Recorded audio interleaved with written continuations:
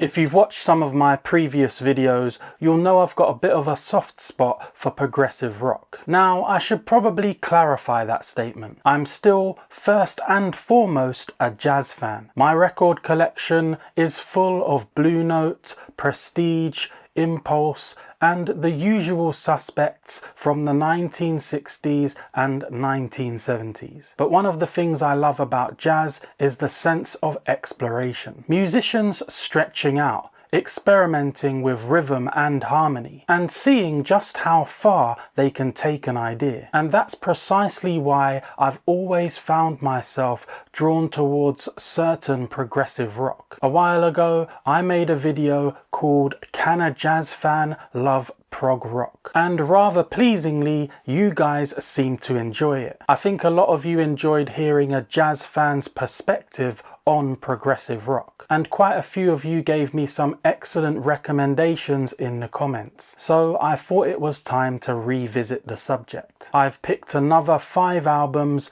which for me demonstrate how much common ground there can be between prog and jazz. These aren't necessarily the 5 greatest prog albums ever made, that's an entirely different discussion, but they're 5 records I really think a jazz listener can get their teeth into. So let's get started. Let's begin with Relayer by Yes, released in 1974. Now, Yes aren't exactly an obscure name when it comes to progressive rock, but Relayer has always struck me as a particularly interesting record from the perspective of a jazz fan. Part of that is down to the personnel. Patrick Moraz had replaced Rick Wakeman on keyboards, and his playing gives the album a slightly different character. There's a greater sense of unpredictability to the keyboard work, and that's something I really enjoy. And then of course you've got Chris Squire on bass, Steve Howe on guitar,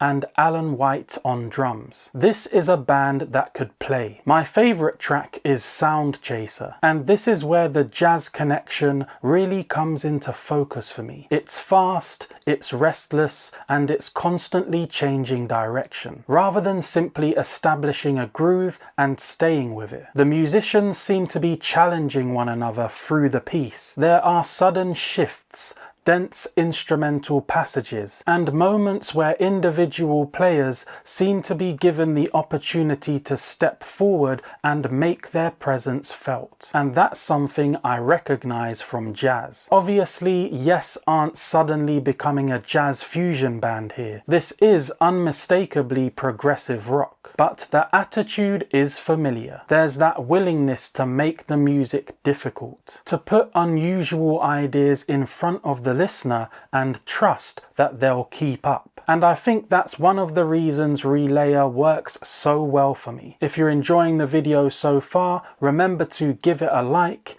and also consider subscribing to the channel and clicking the notification bell so that you stay up to date with my latest uploads. Right, let's move on to the next album. Next up is Mirage by Camel, another album from 1974. And this is a very different proposition from Relayer. If Yes can sometimes sound like they're trying to fit as many musical ideas as they can into a few minutes, Camel are much more interested in atmosphere, melody, and mood. And that is something I think jazz listeners can really appreciate. Andrew Latimer's guitar and flute playing are central to the Camel sound, while Peter Barden's brings a wonderful array of keyboards into the mix. There are moments here where the music almost feels dreamlike, but there's always a strong sense of musicianship underneath it. My favourite piece is Lady Fantasy, which is actually a suite consisting of Encounter,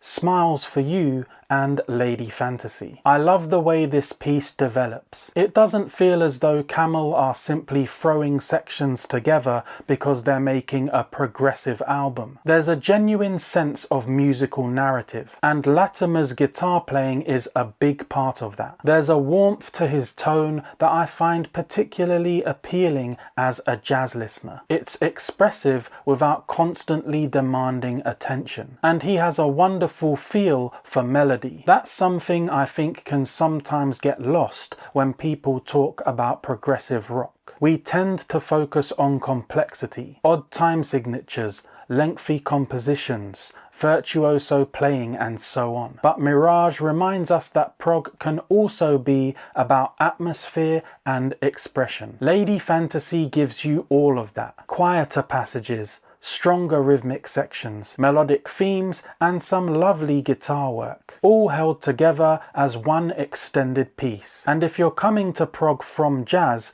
I think Camel are a particularly good gateway. You don't have to abandon melody to appreciate complexity. Now we're getting into territory that I suspect will be particularly interesting to jazz fans. National Health's self-titled debut appeared in 1978, and if you've never heard it, I'd strongly recommend giving it a listen. The band featured Phil Miller on guitar, Dave Stewart on keyboards, Pip Pyle on drums, and Neil Murray on fretless bass, with additional contributions including Alan Gowan and Jimmy Hastings. And there's a reason I'm mentioning some of those names. These musicians came out of that fascinating British progressive and Canterbury scene, where the boundaries between rock, jazz and experimental music could become wonderfully blurred. My favourite track on the album is Brujo. What I really like here is the rhythmic and harmonic sophistication. This is music that rewards close listening. The musicians aren't simply accompanying a vocal melody, they're constantly interacting with one another, and that's a very jazz-like quality. The presence of Jimmy Hastings on flute,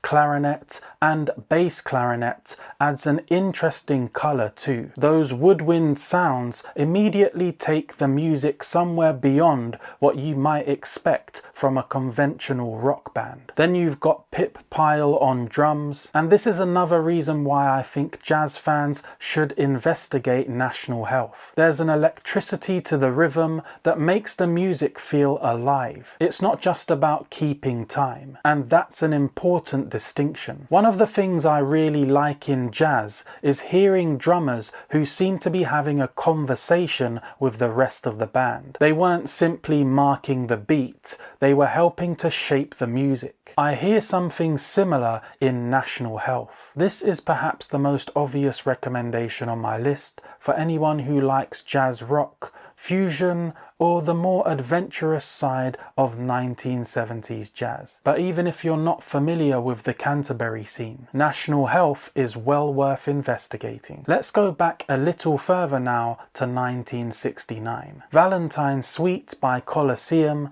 is an album I think is particularly important in this discussion because it sits right at the crossroads between progressive rock, jazz and the British blues tradition. And you've got some serious players here. Dave Greenslade on keyboards, John Heisman on drums, Tony Reeves on bass, and most importantly from my perspective, Dick Hextall-Smith on saxophones. If you're a jazz fan and someone tells you there's a British rock band from the late 1960s featuring a drummer like John Heisman and a saxophonist like Hextall-Smith, you should probably at least investigate. My favourite track from the album is actually The Kettle. It's a relatively concise piece compared with some of the longer progressive rock epics, but I love the energy of it. There's a rawness to Colosseum that I find very appealing. This isn't prog that's been polished into something overly cerebral. There's blues, there's jazz,